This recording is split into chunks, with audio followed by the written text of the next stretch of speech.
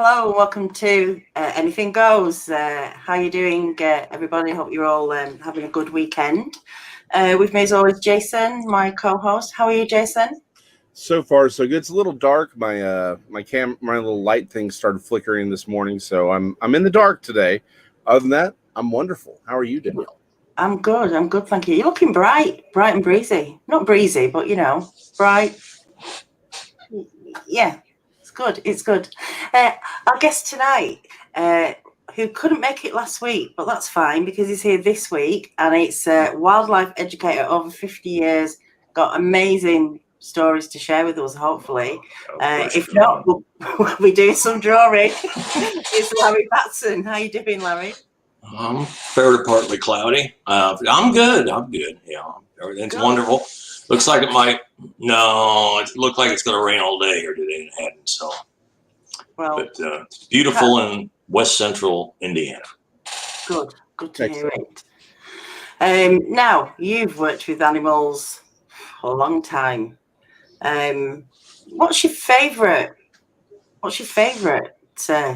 animal? Probably over 50 years. Well, not quite. My wife, Cheryl. That's probably my favorite.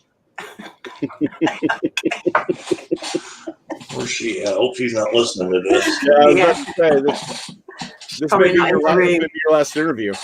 Well, we call her the bipedal Wolverine, so. Well, how did it start? She's mean. Really? You know, well, hold on. We're all fans of Wolverines around here. That's all I'm saying, Yeah.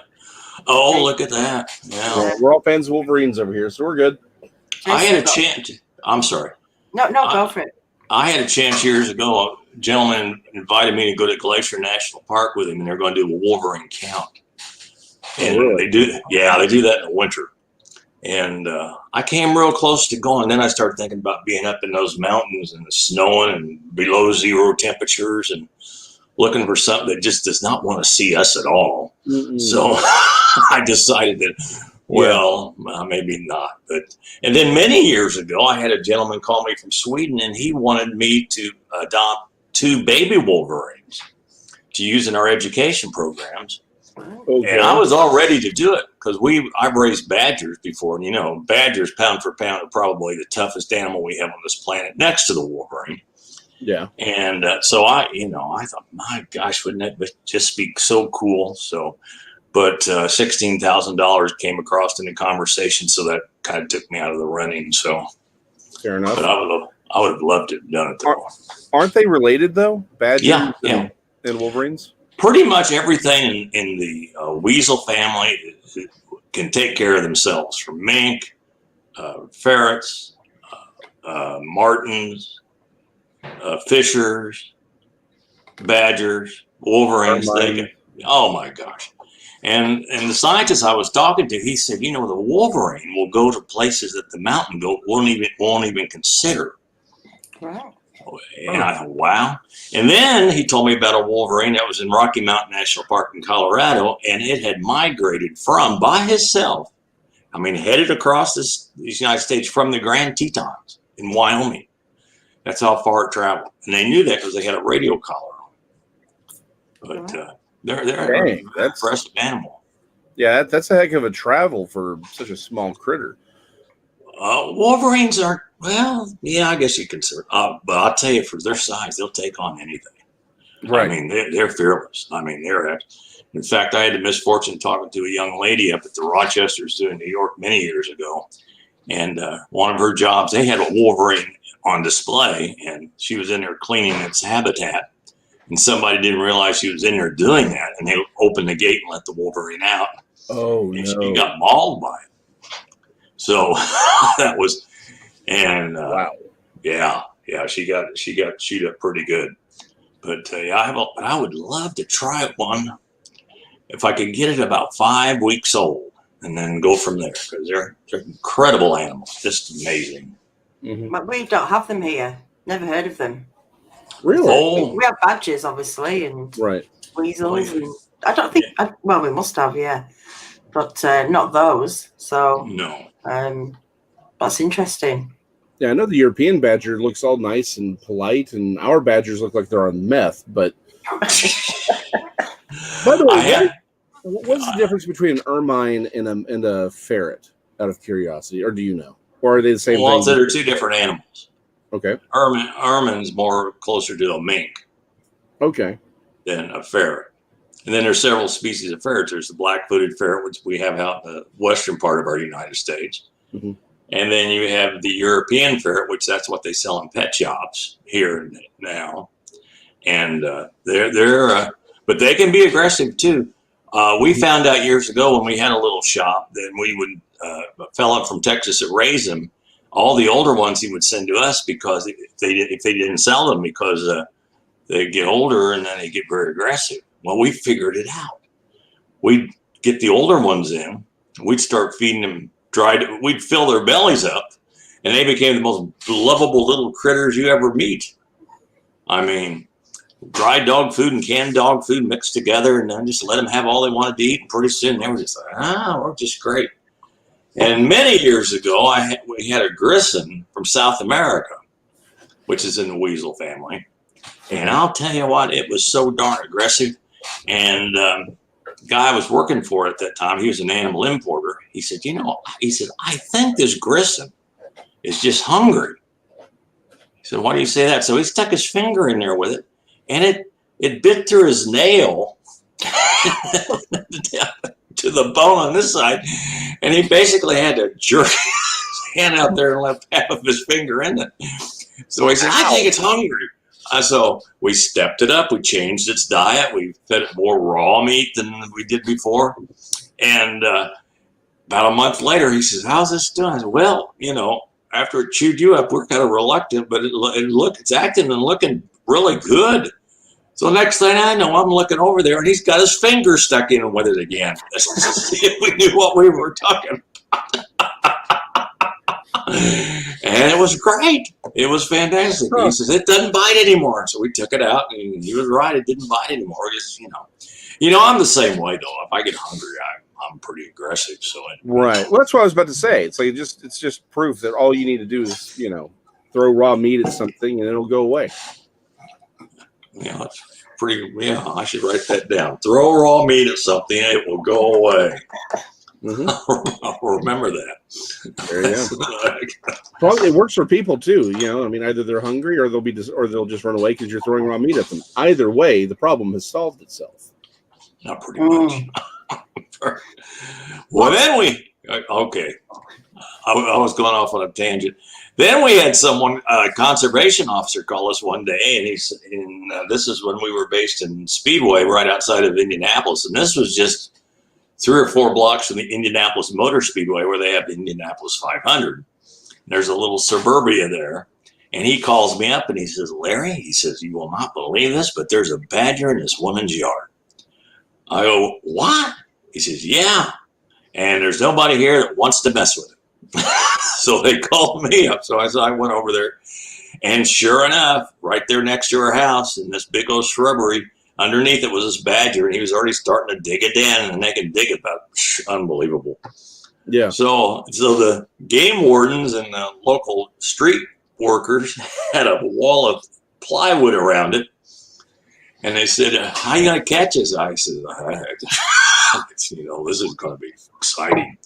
So luckily, we had a steel dog snare, and we just kind of slipped it over his head. And the first time we tried it, we had him. Of course, you got a 3-foot pole, and on the end of it, you got a tornado with claws and teeth that's not very happy, And we're putting it in kennels so we can transport it back to the wild. And here's the woman that lived there standing on the porch screaming, "Don't hurt it! Don't hurt it!" And I thought, man, you don't understand. This badger could chew all these cops and all these workers up if it wanted to. So we turned it over to the state of Indiana, and a biologist took it down in the hills of southern Indiana. And he'd had it for about 3 days before he released it. He says that badger was starting to break welds on the side of this crate he was in. It was so powerful. Wow. And so he gets on this fire road. He's going to release it. And he opens the door. And you would thought that thing, when it saw the woods, it'd go, no. It just kind of walked out of that crate, just kind of waddled down that fire road, bloom, bloom, bloom. And it looked back at him and went, "Ugh." And then just continued right down that fire road. No hurry. Basically said, try to do that again, buddy. So it was like, Interesting. That's awesome. Have you ever tried to release something that doesn't want to be released? Well, I was worried one time. I was worried. We had friends in Indianapolis that had a little squirrel that they had found in their yard. The dog had it or something. And it wasn't hurt or anything. They called us up. They said, what should we do? I said, well, I'll take it with me. And it was getting to be almost winter, so I didn't want to release it then. But I didn't want, when I fed the squirrel, I didn't want it to look to people as food. I didn't want to humanize it. So basically, I just feed it and stayed away from it all winter. Fed it really good diet and stuff, and it filled out. It was beautiful. And it was getting towards spring, and I'm thinking to myself, please, please return to the wild, because if they hang around and become your friend, they can do damage. They can chew on stuff on your house and whatever. So I was really quite, I was, please go back to the wild, please. So I took him out. It was a beautiful spring day, and I opened up his little door, and he hopped out, and he hopped over the fence, and he went through the woods, and he never looked back. And I'll tell you right now, it pissed me off. You son of a bitch. You didn't appreciate nothing. There it goes, off through the woods. And I said, well, I guess it's not humanized. So positive and negative. Positive, it wasn't humanized. Negative, it just reminds me of my teenagers. Yeah, pretty much. Yeah. So is there a particular animal that you like to specialize in that's sort of like your favorite kind of critter to work with? I enjoy primates. I enjoy bears. I enjoy most of the big cats I've worked with. Alligator. I've got a baboon back there screaming at my wife right now for a bottle of milk. And there's not really anything that I've really, I guess the least favorite would be the big parrots. Because even the crocodile hunter, Steve Irwin, he didn't like them. Because I'll tell you right now, when you get bit by a big parrot, you see the Lord.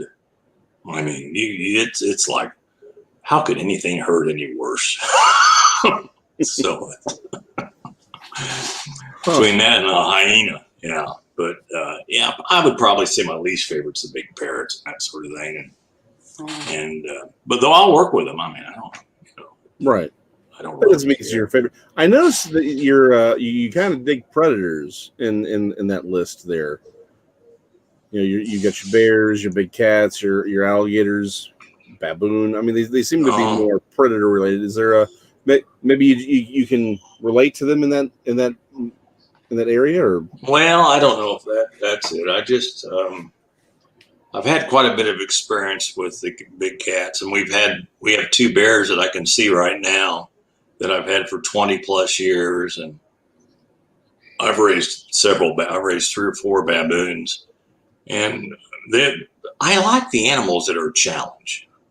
Baboons are a challenge to work with because they have a very quick temper. And in fact, a lot of the people that work with primates will tell you they don't want to work with baboons because you have to know them like a book. And I've got scars from baboons. Believe me, I've been bitten by them. But their intelligence, and I like a challenge.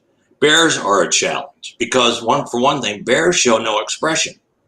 A big cat or a monkey or something like that, they'll growl, snarl at you or whatever. Baboon will look you in the eye and give you what we call the big eye.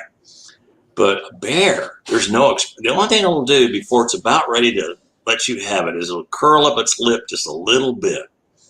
And then that's when you have to watch out. Also, they make a sound. It sounds like this. And it's a clicking sound, and the males will do it in the breeding season. Oh.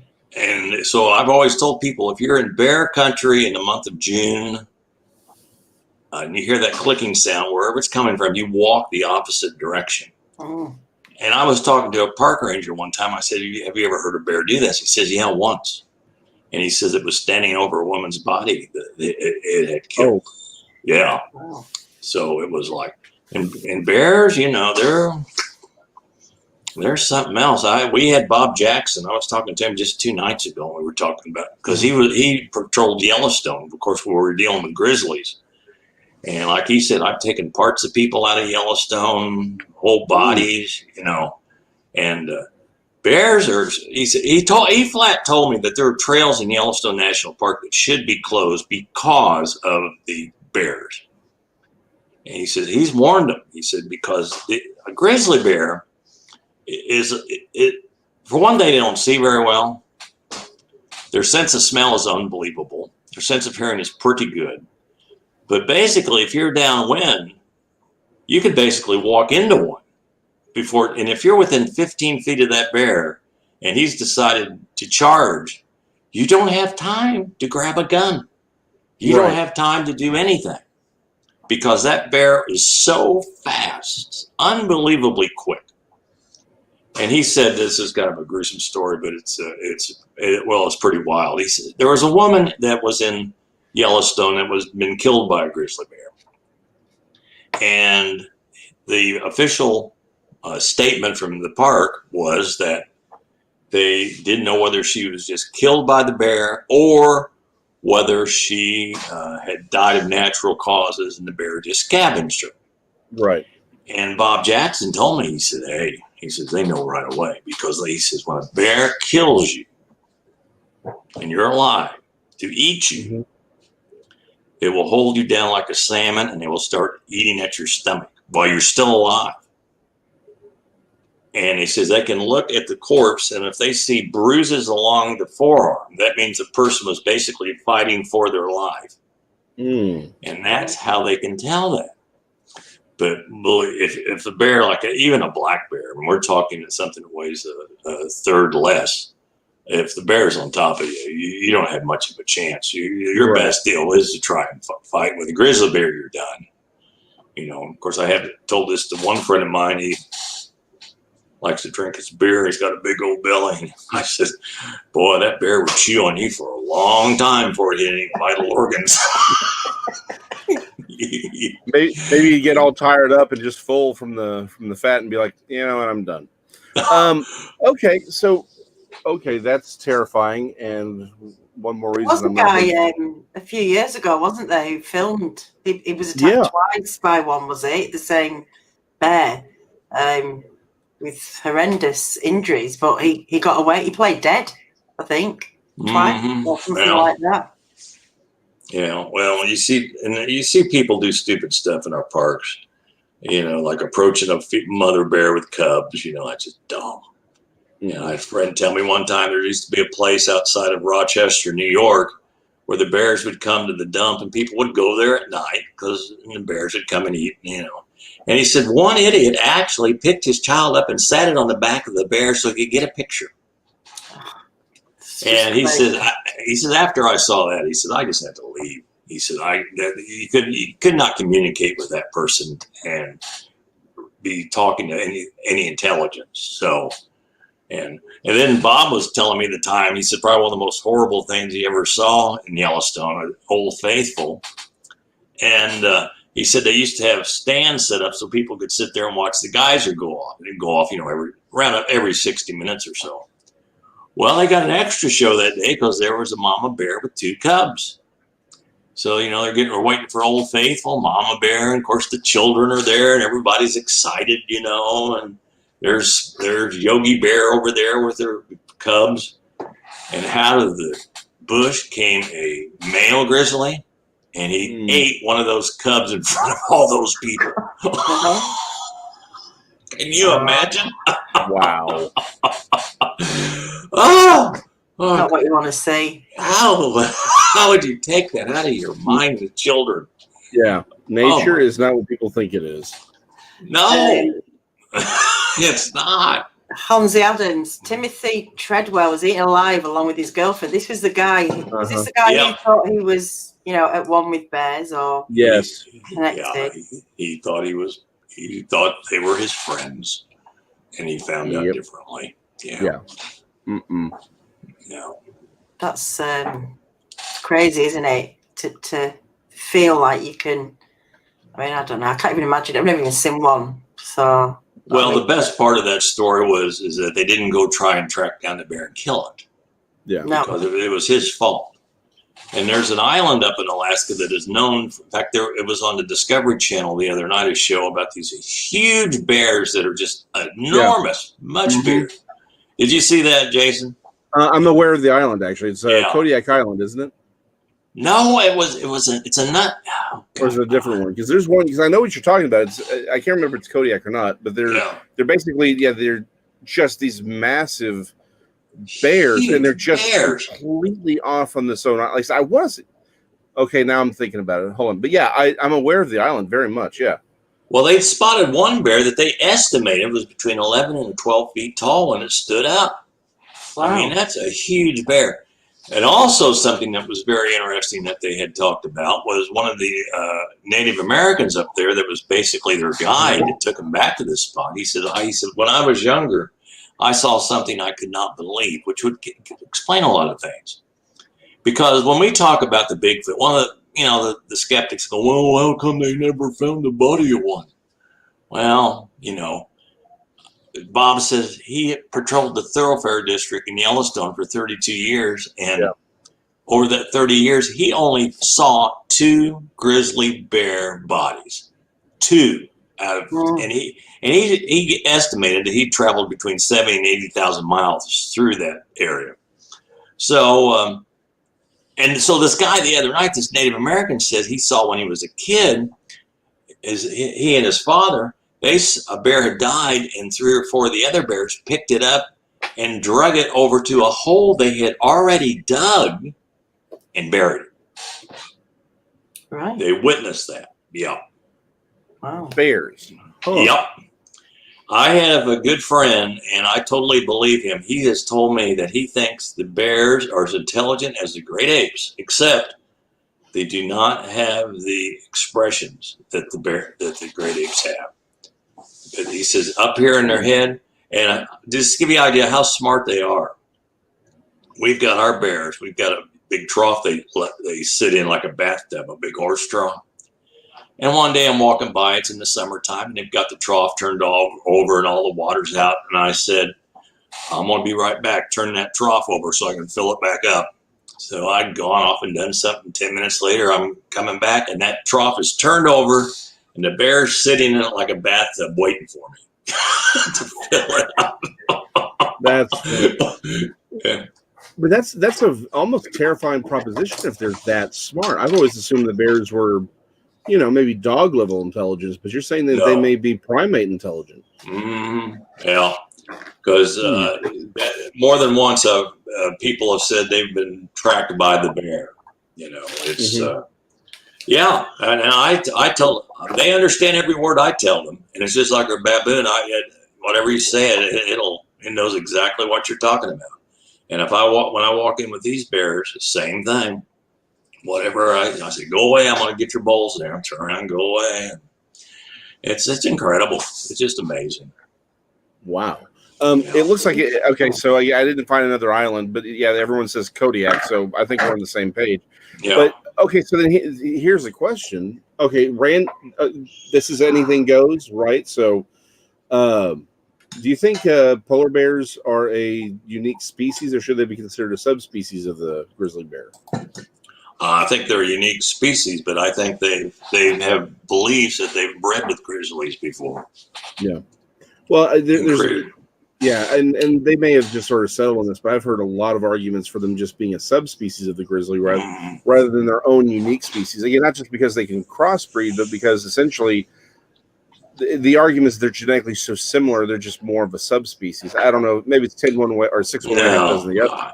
No, because when you look at the build of a polar bear, it is entirely different than a grizzly bear. They have a longer neck, And these bears that they have up in Alaska, these huge bears, they're thinking, now those are descendants from the short-nosed bear that used to be on this planet when mammoths were walking around. So yeah, those things were massive. Yeah, huge, big bear. I love them though. I do.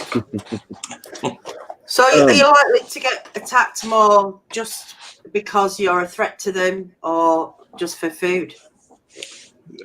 That's the two reasons: a threat or food. Yeah. 75% of the time, I would probably say they consider you a threat. You're too close. You're in their territory. They don't want it. They don't like it. So, and of course, if you talk to the people about well, we need to kill them all. Well, no. We just need to get smarter. Because every time we lose a species on this planet, or lose an animal from extinction, we're losing the quality of our lives, you know. Right. So it's just there's so many animals that were just so close. You know, Sumatran tiger, Javan rhinoceros. It just goes on and on. But we don't need any more animals becoming extinct. Then there's so many that are just on the edge because of us, because of deforestation. So for palm oil, you know, the product they use in Oreos and Doritos and all that. That's what's destroying the rainforest of Borneo and Sumatra. And if you've ever seen a photograph of a orangutan in a tree and all around it's been completely cut down, and the bulldozer's trying to push over that last tree that orangutan is in. I mean, there's not anything much sadder than that. And of course, you get in the South American rainforest, and it's a lumber teak, so somebody can have nice teak furniture on their patio. Well, no thanks. Yeah. So we need to look at more, don't we? What we're buying, what we're products that we're buying, not just for stuff like that, but for lots of things. I think we're aliens. I think we're not supposed to be here because we're the ones that screwed the whole deal up. I mean, us and ants are the only thing that has wars. So I'm thinking we might be because we're the bad cog in this machine. So, well, I would agree with you there on that one. We are the bad cog on this. We're the ones who are screwing it up. But yeah, well, I think this goes back to the concept of the tragedy of the commons, right? I mean, which is off base, sort of off topic from what tonight is. But what you're talking about is very much the tragedy of the commons, where this is why we sort of had the development of farming and private land ownership, where people, if it's theirs, they will manage it much better than just randomly, oh, well, it's just here, let's just go take it. It goes back to mismanagement. We're not managing things well. We're not doing the things we need to do to actually encourage sustainable options. Instead, we're like, well, let's just go take whatever we can, and it becomes a competition to consume instead of a competition to do more with less. Well, that's there's a lot of places in the world that are offended when we try to get in, try to help them how to keep their forest. Because look at it. I mean, we haven't. I mean, you go up into Canada and see some of them sawmills and the trees that are just wasted. Thousands of trees that are just cut up and they're not quite quality, so they're just laying in a pile. I mean, we are so wasteful. And if you go looking at we really now have more animals than we had 200 years ago here. Because, well, for one thing, like white-tailed deer, their perfect habitat is along the edge of a tree line. And well, we've created a lot of that with every farmer's field, bean field that's been done. So I'm not saying I'm not anti-farm, but we can't say anything about deforestation because we've deforested a lot. That's why I think on my little bit of 4 acres we have here, I have never cut down a tree. People say, you ever try to sell your land? I'm not really interested in that. So those animals have got a nice home here. I don't want to disrupt it. And every once in a while I get a chance to look at them, so that makes me feel good. And so that's my way of thinking. It's just like the other day I was on the internet, and somehow I come up with a guy, hunting site. So I thought, what's this all about? So I'm looking, and he's talking about hunting coyotes. So I just typed in, and said, wow, why are you hunting coyotes? Oh, and a guy, another hunter responded, well, they're terrible. There's nothing good about them. And he said, they breed like rabbits, and he said, they take your furry pets. And I just answered back. I said, they don't breed like rabbits. They're tremendous rodent machines, or rodent destruction machines, and 25% of the world's food supply will be destroyed or eaten by rodents. In fact, they found 2 coyotes up on a highway here in Indiana, and when Purdue University opened them up, their stomachs, had expanded to the size of a soccer ball and filled with field mice.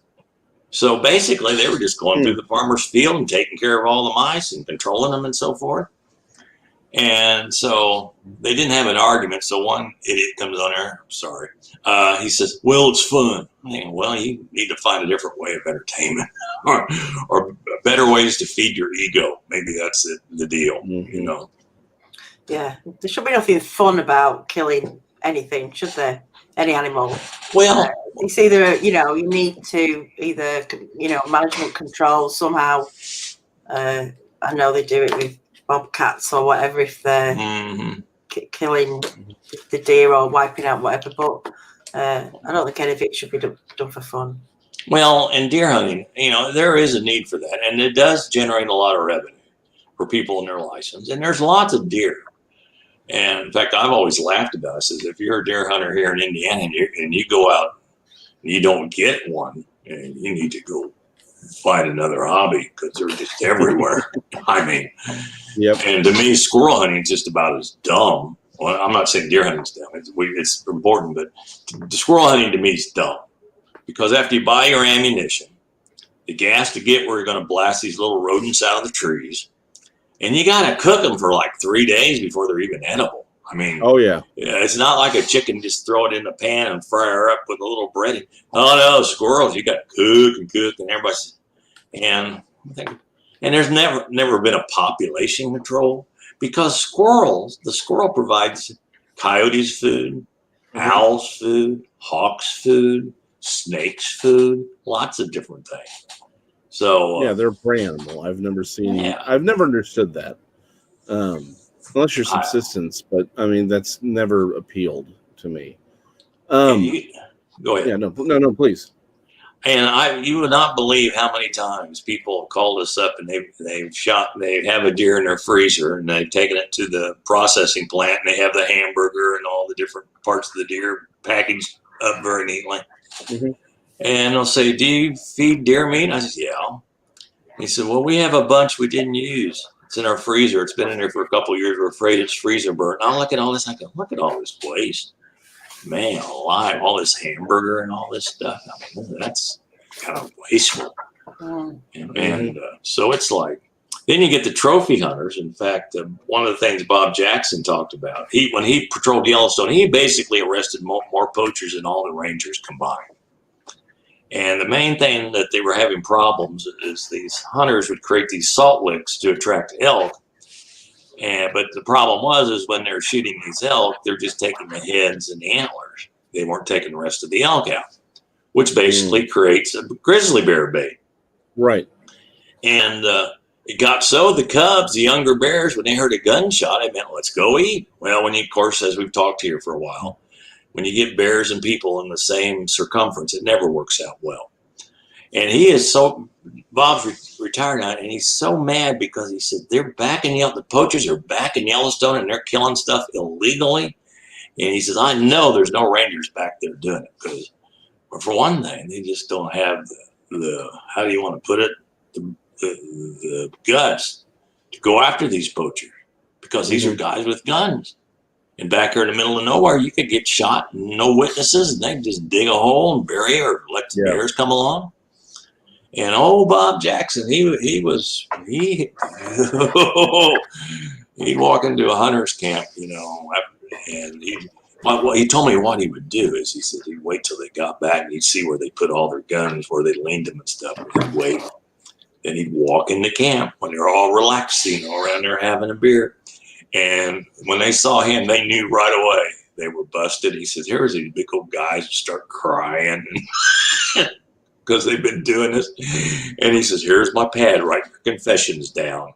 And he said there'd be little teardrops where the They're writing down their confessions, and the little tear, their ink was. He says it was hilarious. He says, it was just. He said, but that's not happening now because nobody's got the guts to do that job. Bob Jackson did, man. I'll tell you. It's fascinating, isn't it? The world of the wild animals that you've managed to connect with, in and keeping a distance as well. But actually, you've developed some relationship, haven't you, with these bears? And is it Elizabeth, the baboon? Yeah, the baboon. Yeah. You do. Yeah. So, what other animals can you communicate? I mean, like alligators. How do you communicate with an alligator? They make a sound. Right. Now, if I go now, I've got my alligators. I've got 3 bigger ones now. At one time I had 15, but I've got 3 larger. I'm talking 8, 9, 10-foot range, and they see me. They come running because I'm the one that feeds them. If somebody's with me, they just sit there and act like I'm not even there. But if I make a sound, this is a greeting sound an alligator makes. There's not too many places on any of these podcasts where you would learn this information. This is the greeting sound of an alligator. This may be historical. Hold on, I gotta think about it. Okay.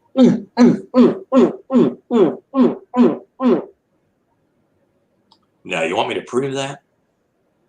Have you got just a second? Yeah. Can you kill just a second? Hold her, stay right there.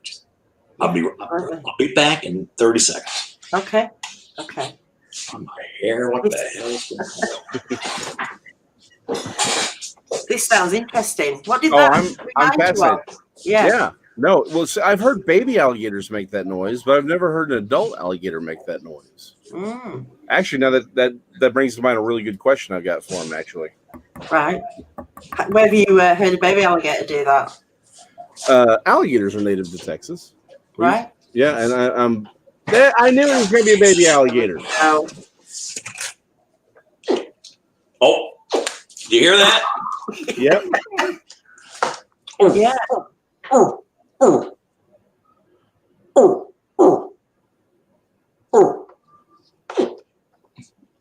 That was the alligator. That wasn't me.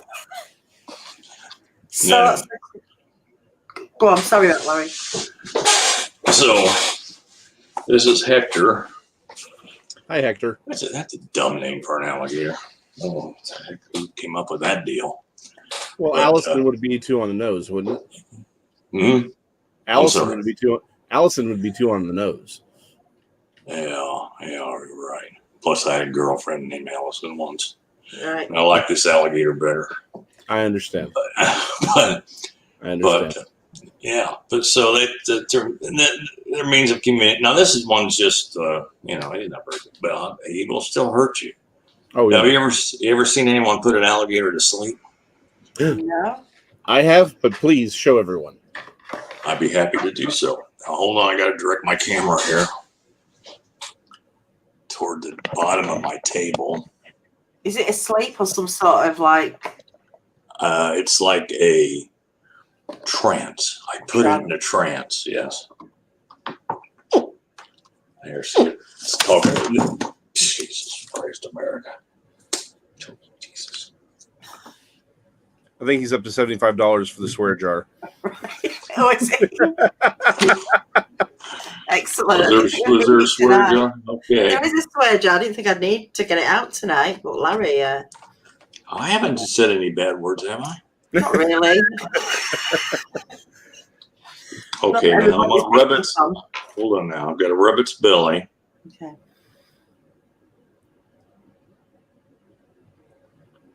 Look at his little arms. His little arms are starting to relax. Problem with bigger alligators are easier because their back is flatter. Right. And let me see if I can just move him just a little bit here. Because I'm going to let go of him once he's asleep. How long will he stay like that for? Oh, until he moves a little bit. The longest I've kept him out is just, about 90% of the time I've ever been bitten by an alligator was doing this deal. So I want everybody to pray for you for that too. Sometimes this makes them pee. And it'll go up like a fountain. Do that in front of 500 children. That'll. Well, it's anything goes tonight. So. Exactly. This is about to be the best show ever. What happened? Alligator peed, then he got bit. It was all kinds of fun.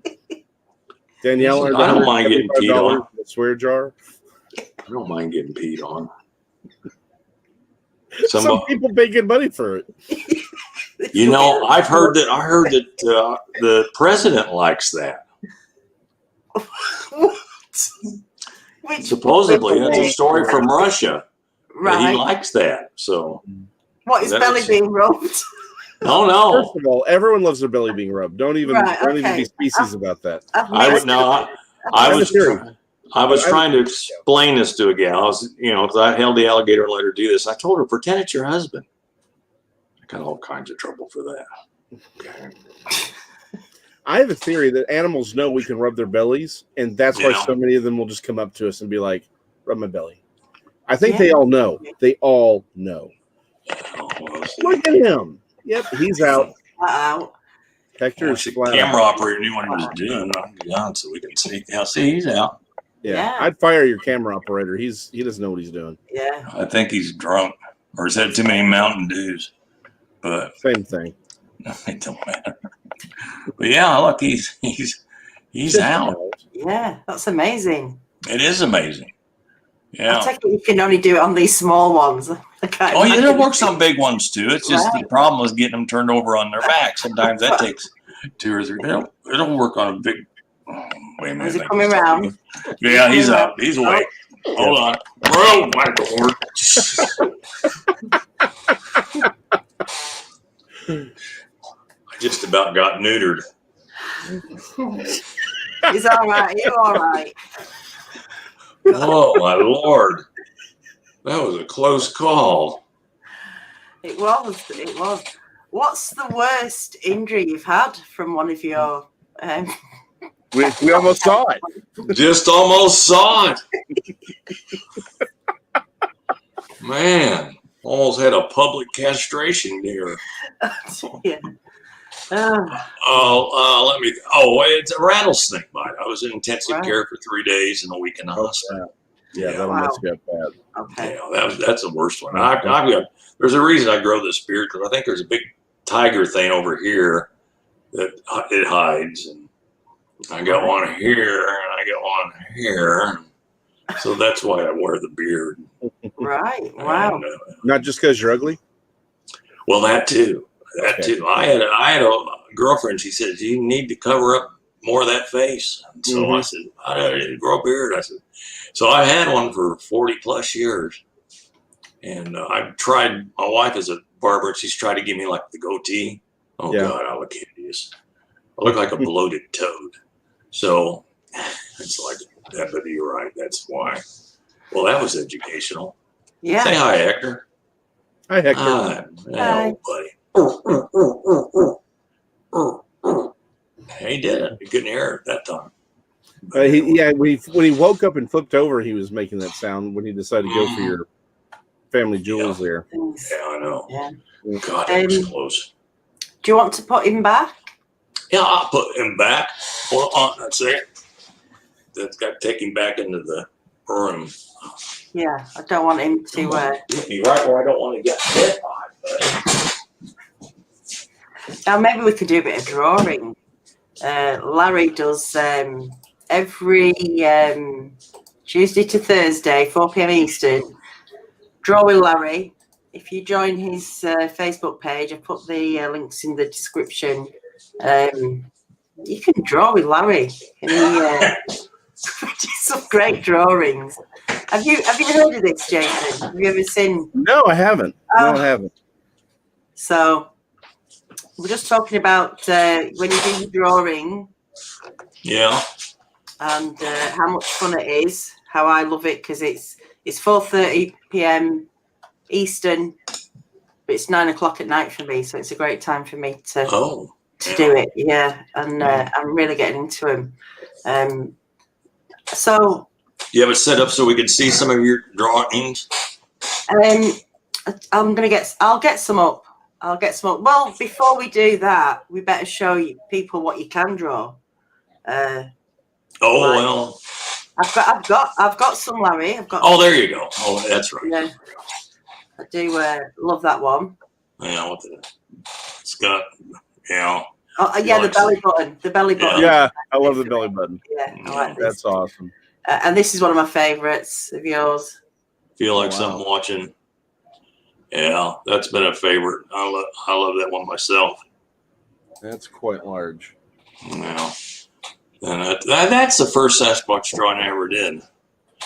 When I had to build a display, I sat down one Sunday afternoon with a flare pen, and a couple million dots later, that's what happened. So You're great.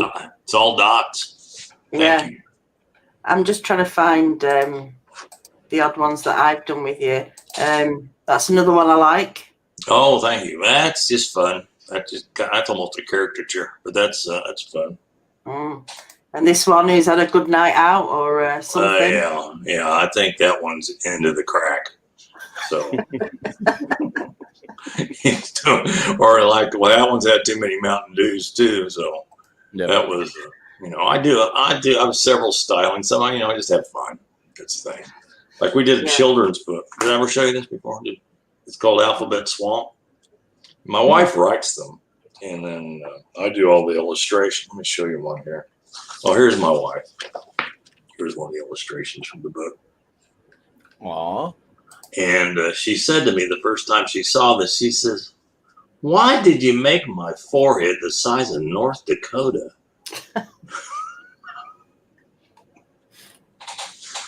And I said, I hadn't really thought about it. I thought that was pretty good. She goes, "What the hell?" Oh, there goes the drawer. Man. Told you it'd be $175 by the time we were done. It just let her know that was a sign of royalty during like the Renaissance. That's why you see when you go back and you look at these older Renaissance, like Leonardo's woman with ermine, like the forehead is way big. That was a sign of royalty. So it shows how much you love her. That to her, you're her princess. Or she's your princess. Because I'll try to run that by her and see how that goes over. Well, I don't think it'll go over well, but it's worth a shot. Just saying. I'm trying to help you out here, man. Brother to brother here. Just trying to help another brother out. She has chased me through the yard with a pitchfork before, so I really. Scars. Really. So the worst injury you've had is actually from your wife. Is that what I'm hearing? No, I'll go with rattlesnake bite. No, she's really sweet, but she lays tile for money.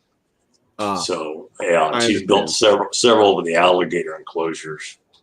Right. I can still remember looking out the backyard one day, and she was in with a couple big mountain lions we had. And one of the mountain lions was giving her a little problem, and these mountain lions weren't declawed or anything.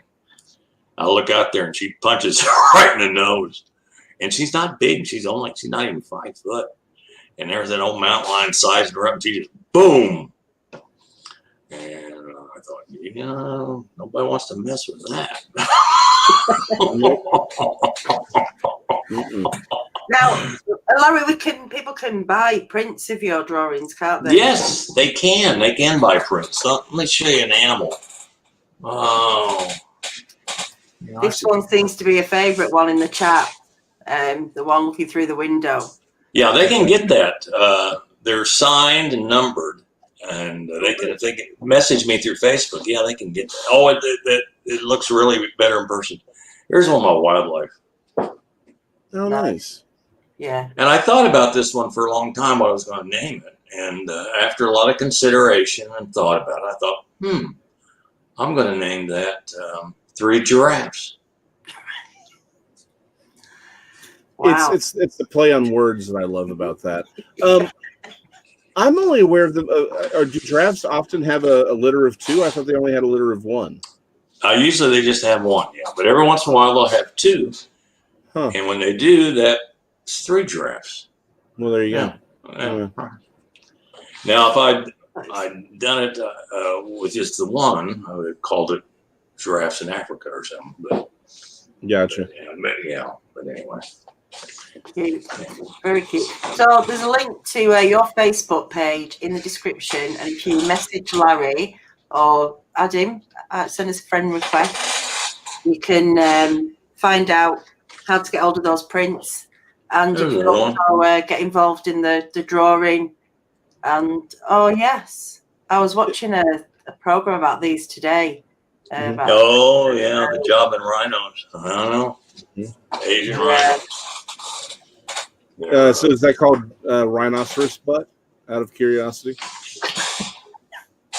Well, I hadn't thought about it really, but that could be the new name. That could be the name of it. Could be the name. Just helping you out, man. Just helping you out. Well, I appreciate it. Believe me, I need all the help I can get. Oh, here's another one. Here's it. Nice. Yeah. Nice. I dig it. Mountain gorilla. Yeah. Charcoal pencil. Mm. And too much time on one's hands. Anyway. They are nice, though. They are nice. Well, let's draw tonight. Can we draw tonight? Why do you want to draw tonight? Whatever. Something simple. Can have a draw off with me and Jason. And last time you were on, Larry, some people in the chat got involved as well, didn't they? They drew what we were drawing, and it was a fun night. Yeah, we drew a Bigfoot last time. We did. Yeah. But if you join Larry's drawing Thursday to what is it again, Larry? Sorry, Tuesday to Thursday. Tuesday through Thursday at 4:30. Yeah. 4:30. In fact, last Thursday I had special ed children that we did it via I can't think. Zoom. So I had a dozen special ed kids, and we were drawing, and I guess that was fun. That was a lot of fun. And the kids really enjoyed it. We'll try something real simple. Now, when I say these drawings, they're just doodles. Yeah. I mean, they're just doodles. We don't do anything like I did this one this week with you.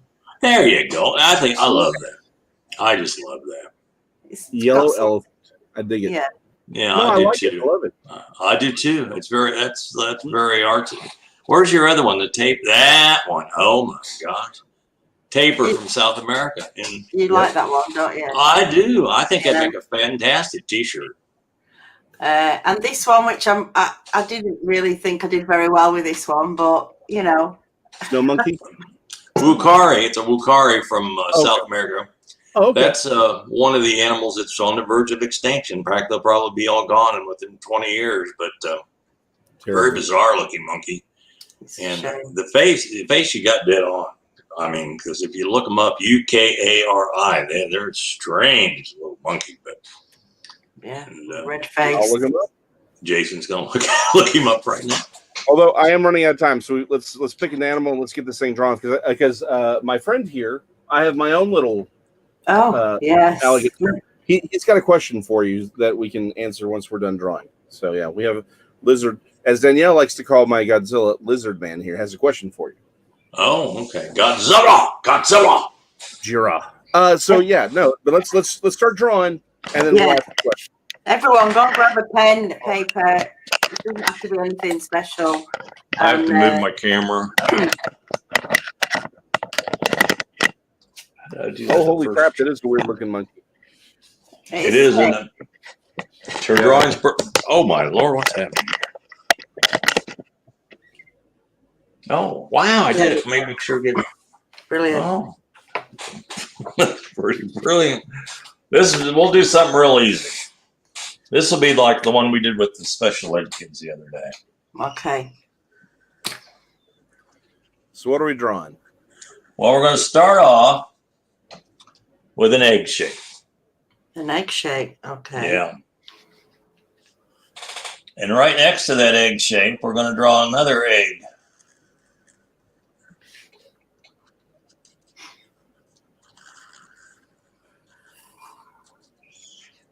like that. Okay. And we'll draw a line down here like this. I try to express to the kids, don't ever draw any straight lines. No straight lines at all. Then right over here, draw another line like that. I think I know where we're going. All Yeah. right, then. Well, see, and that's part of it. They draw with us, and as the drawing progresses, people say, well, is it this? Is it this? What do I always say it is? Damn sloth. It doesn't matter what I've drawn. Is that say sloth again, Daniela? Sloth. That sounds pretty much like how I say it. Okay. Is that a sloth? There we go. Okay, then. So you got kind of a funny looking heart there. Yeah. Mm-hmm. Now, right over here, we're going to draw another egg. This is strange. It's strange, I know. And then over here next to it, we're going to draw another egg. Like so. You're not going where I thought you were going, but I think I know where you're going now. Oh, okay. Yeah. That's what they all say. Now we're going to draw a line like this.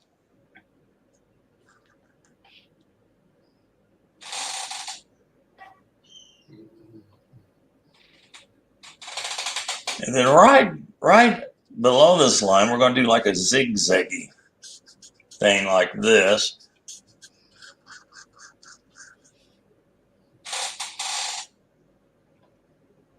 How are we doing? Yeah, right. I was losing my voice then. Now, up here, I'll say about in this vicinity, we're going to draw a horseshoe.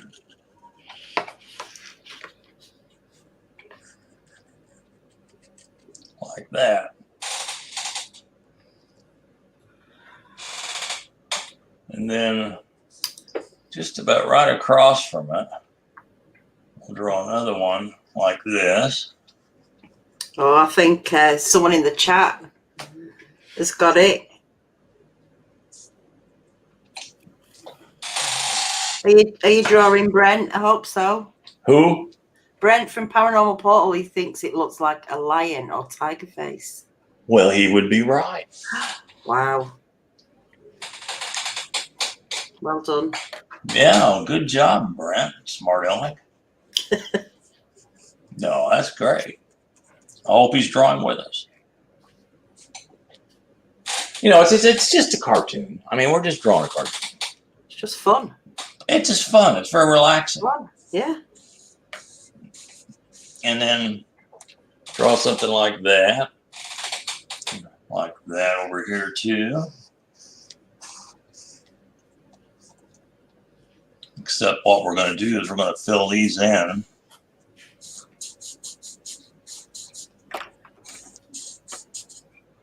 And we'll fill this one in here too.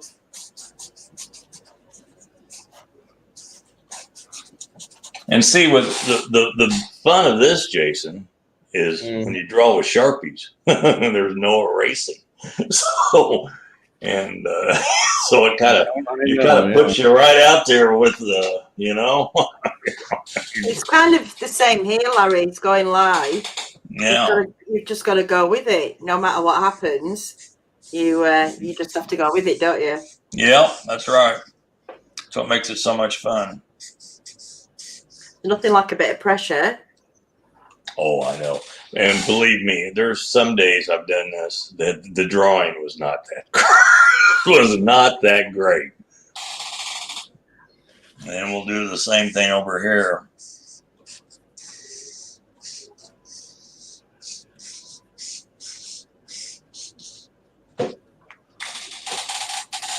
Then I'll take my smaller Sharpie.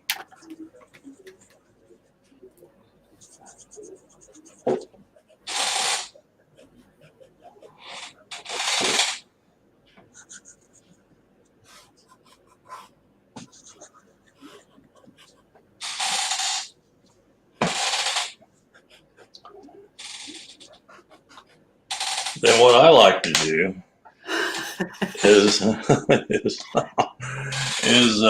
the outline. I like to make a little thicker line because it kind of just sets it off. So after I get done, I'll just go and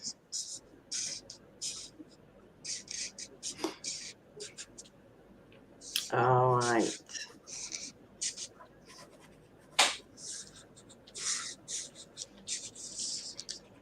I've only got a really thin black, but marker.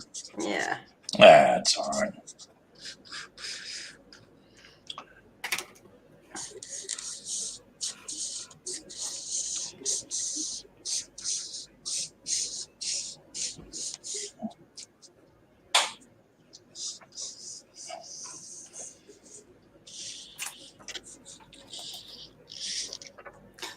I've got a good lion story. Jason. Oh, have Yes. Yeah. Then you can put little dots here for his whisker holes. you? Oh, yes. And then you can do some whiskers.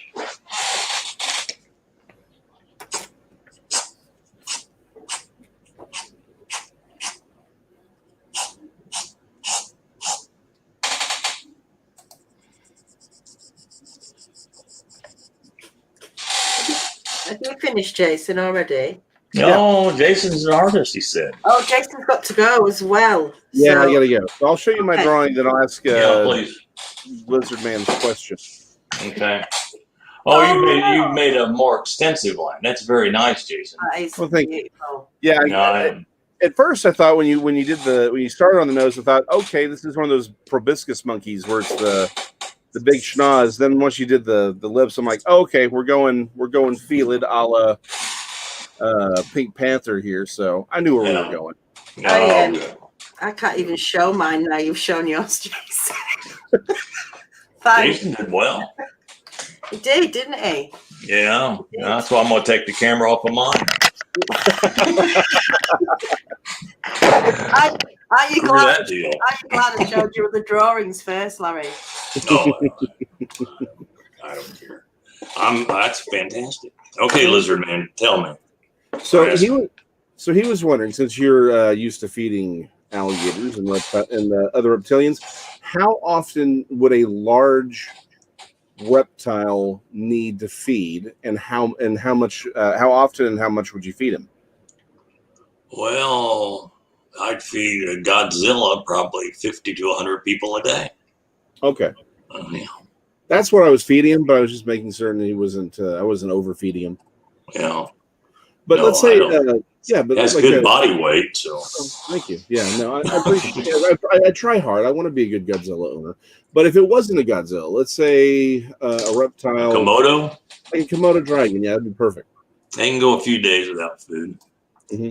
Yeah, they don't necessarily eat every day. Of course, their method of hunting is pretty brutal. Though their mouth is filled with so much bacteria that they'll bite a deer that lives in the islands with them, and they'll just track it till the infection takes over and the deer dies. Mm-hmm. That's what Komodo dragons do. Yeah. I heard about that. Yeah, that's nuts. Yeah, but how often makes you want to go there? Oh yeah, no, I'm good. I'm good where I'm at. But how much do they usually eat when they feed? Like say an adult male. Well, they'll eat, on those deer, I don't know, they weigh probably around 150, 175 pounds. Where's Jason getting his people? Well, if I told you everything, there'd be nothing for you to do. That's what I'm saying. You can't reveal all of your secrets. And that's one I would not reveal. Mm-hmm. Yeah, no. But they'll eat probably one sitting. They'll probably eat 150 pounds of meat. I'm sure a big one, 8-9 footer. Oh wow! And then go off and digest it fairly quickly. And because you consider them big pythons, they can swallow pretty large animals. I know the families that live in Borneo and Sumatra that live in the jungle, they have lots of dogs, and they say it's nothing unusual to be missing one of their pets from either a python or a monitor lizard. So, or a leopard. Yeah, usually it's a python or a monitor lizard.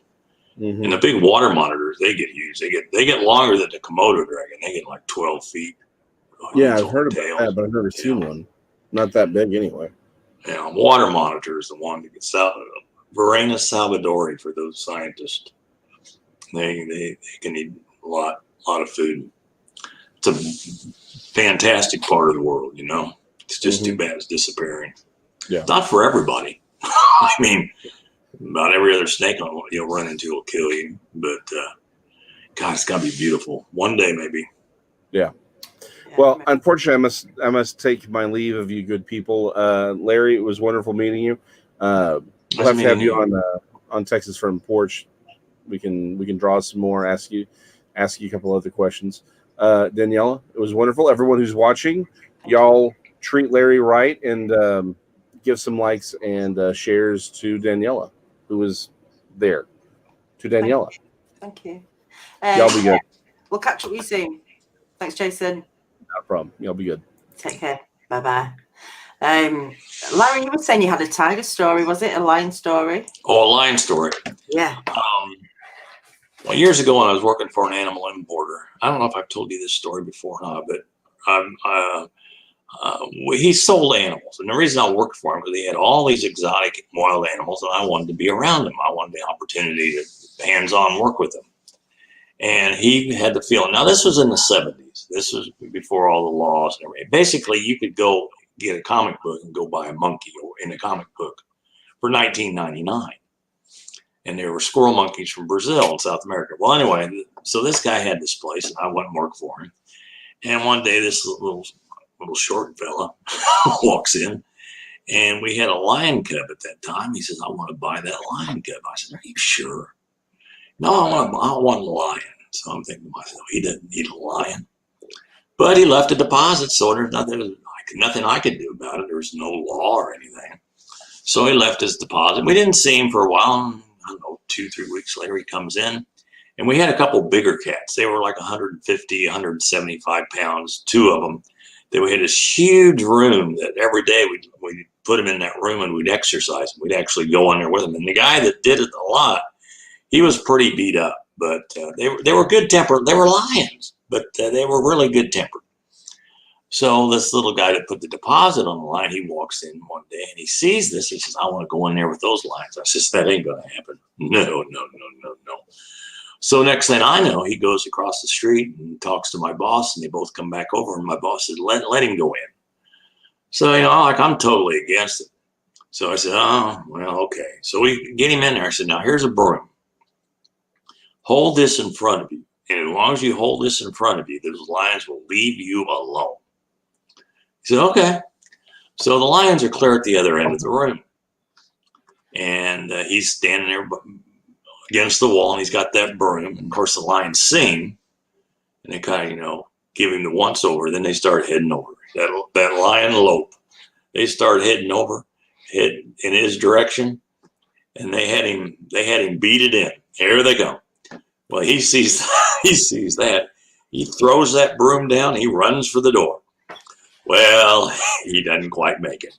Oh, and they made him a play toy for about 5 minutes. And they bring him out, and he's got blood everywhere. There's little scratches, but a scratch in the head, you bleed a lot. so inside, I'm going, yes, they didn't kill him. He will not want a lion now. He will not. That was so good. So we didn't see him for a long time. And every day I'd get that lion out, I'd put her on a lead, and I'd walk her around. I'd walk her outside. I'd take her across the street to the motorcycle shop. This was in Bloomington, Indiana. She's just the sweetest lion. And really lions are. So, and it was getting bigger. It was getting like 110, 20 pounds. So one day I'm in there by myself, and it happened to be a Sunday. I'm in there by myself, and here comes that little guy with his mother. And she's looking at me like I'm the devil. And he goes, "I'm here to get Kenya." That was her name. I said, "Oh, okay." I wasn't happy. And his mother's looking at me. "He does not need a lion." I said, "Ma'am, you're preaching to the choir." I said, yeah, you don't have to tell me that. I realized that the first time I set eyes on him. He does not need a life. So I'm now the devil man. So I said, well, how are you going to transport it? He says, I've got my car set up. Oh, really? So I go outside and look at his car, and it's one of those Ford Pintos. People might remember them from the 70s. They had like a hatchback, and they're not a very big car. And he had one of those barriers that they use for poodles with suction cups on the side. So you can put your poodle in the car and put the suction cups, and it'll keep the poodle in the back part of the car. Right. So I'm looking at this. I'm going, oh, God, this just says disaster from the beginning. So I'm mad. Now I'm mad. I saw it set up. I'm mad. But there's nothing. He paid off the line. And so I walk her out, opened up the hatchback, put her in there, close it, and there they go. And I'm just like, I'm so mad. So I walk back in there, and I'm looking around. That darn line. So I don't know. It's 20 minutes. The phone rings. So I pick up the phone, and it's a little guy. And he goes, Larry? I go, yeah. Lion's bitten mother. I said, where are you at? He says, I'm on the north side of Bloomington. I knew exactly where he was at. So I had to close the place up. Now, what I was driving at that time was a Volkswagen Bug. And so I got my little Bug, headed off over to the marathon, driving through Bloomington, Indiana, the home of Indiana University. And I see where his car parked, and it's completely surrounded by people. I mean, 3 or 4 deep people sitting around that car. So I walk up and I look over, mother's sitting on the curb crying. And I looked at her, and she just had a little nick in her finger. It wasn't nothing. So I walked up to the car and looked in there, and his entire upholstery, everything was completely destroyed. And that little lion had the cutest look on his face, like, look what I did. Really proud of itself. It was so proud. I was mad when I saw that. I got, oh God, this is funny. So I told people, I said, you just get back, give me some room here. I was mad. So I put a lead on her and walked her out and told everybody to get out of my way, and walked her and put her in the front seat of my Volkswagen Bug in the passenger side. And I drove back through Bloomington, Indiana, and she just sat there like one of those concrete statues the whole time, just kind of looking around. Just a perfect little angel. And I put her back in her house, and I left shortly after that, I think, and I never knew whether he'd come back to get that lion or not. But yeah, that was, which proves once again, wild animals do not make good pets. No. You know, and I can understand for conservation, for education, but it's a step too far, do you think, for people to try and keep these animals as pets? Well, it's essentially, you know, cruel, especially for those that live in packs or within, you know, their own kind of breed. It's the, you know, mental effect, isn't it? They're not getting the full animal when it's in captivity, are they? The full beauty of it, I think, or the essence of it. Yeah, it just depends on the person that's maintaining. You know, 99% of the people that have and keep all animals are good people.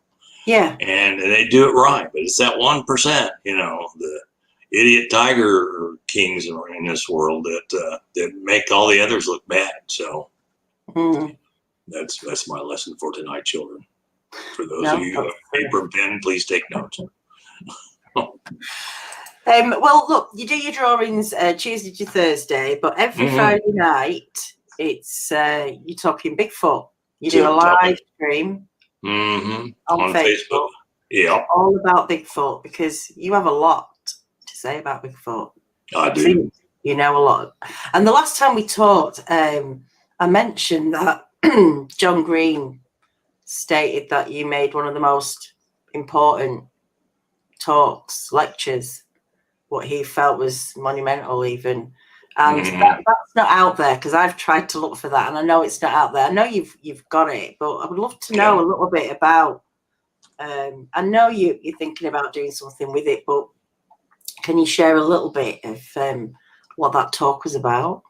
Well, for many years, for a decade, we'd go to the National Conservation Training Center in Shepherdstown, West Virginia. And this is the training center for the U.S. Fish and Wildlife Service, Secret Service, several of your other law enforcement agencies that are also involved with conservation, fish and wildlife, of course. And they'd have an open house because this facility was not open to the public. And in fact, that there's a rumor that that's where they hid Dick Cheney when 9/11 happened. So we'd go there every year, and one of the managers, he looked me up on the internet. And he said, "Man," I said, "See, you're really into that Bigfoot." I said, "Well, I've been doing it for years." He said, "Man, one year we ought to try and have you come in and give a talk on it." I said, "I'm open for that." So we'd said that like 2 or 3 years in a row. So finally, one year I showed up there to do their open house with our wild animals. And they said, "Let's plan it now." I said, "Okay." He said, "Let's just do it in June." This was 2009. And they had this beautiful auditorium, Robert Beard Auditorium. It would seat like 250 people. It had everything that we needed to just do a fantastic presentation. And we filled it up. I mean, there was not a seat left, and I talked for probably an hour and 20 minutes. And John Green was blown away, first of all, because the U.S. Fish and Wildlife Service have never really been a supporter of the theory that Sasquatches live here in our United States and around the world. So he thought for them to have me come in and actually pay me to give this talk, I did. And when I did the talk, it was, well, here at the end of the program, I always, when I do a Bigfoot talk, I will always say, "How many of you think this is just a big load of crap?" And I said that to all these Secret Service and biologists and zoologists, and not one hand went up. And then after I gave the talk, we also did an hour-long television broadcast for the U.S. Fish and Wildlife Service Network, which has like 1,200 outlets. And they showed that all across the country numerous times, because I've gone to the Conservation Training Center since then. I would go in my room, and that darn talk, my Bigfoot broadcast would be on, because they said that was the most popular. He said, "We've had Jane Goodall in here and all these scientists." He said, "But hands down, that was the most accepted, approved, popular broadcast we've ever done." So, and I would get emails. I got emails from people that, naturalists and so forth in different parts of the country, that had seen a Sasquatch. And they were so thrilled that now that I'd given that talk, that maybe they can talk about it. In fact, I was, when I talked to Bob Jackson, I'd seen something someone had written about him and how he waited for retirement to talk about Bigfoot. Well, he didn't. That day that he spotted that one, had that sighting, he wrote it down in his logbook. So one of the things that he did was he had seen a Sasquatch. So it was, and when I told John I was doing it, he just thought that was phenomenal. And I sent him a copy of the actual speech, and then I sent him a copy of the hour-long broadcast, which you can see on YouTube. If you just put Larry Battson, U.S. Fish and Wildlife Service, that's up there. And he just thought that was the greatest thing. He said it was the biggest moment for Bigfoot research since the Patterson-Gimlin film, which kind of blew me away. Yeah. It's a great compliment. Yeah. I think we've talked before about the difference in the way encounters were logged compared to now, with the internet and before the internet. Do you think much more detail was written down in these journals that people kept, or how were these encounters being passed around? Well, a lot of them were just big fat guys in their basement making up stories, We know that goes on. But the genuine ones back then. But the genuine ones, you got to weed through those. I mean, you will. And I find that the most genuine ones are the ones that want to call me and talk to me and not post anything. Yeah. And I was lucky enough, though, to meet a gentleman in Ohio that stuff happened to him for years. And he did keep a very extensive journal. And hold on. Yeah. Okay. And he kept a very extensive journal, and his wife typed it out and sent it to me. And so it was pretty incredible. I guess I got to go. We got tigers talking to me. That's fine. We can do this again. And like I say, there's links in the description. Get a hold of Larry if you want some of those posters, the images that he's done. They're great, the drawings. Check out his Bigfoot every Friday, 10 p.m. Eastern. Friend him on Facebook, basically. Everything's on Facebook. Do the drawing, join in with the Facebook chat, the Bigfoot chat. And anything else, Larry, before you go? Wear a mask. Wear a mask. Yeah, wear a mask. Okay. Be safe. Yeah. Thanks, everyone. I'll see you here next week. I'll see you on the Research Report on Wednesday. Until then, good night, everyone. Thanks, Danielle.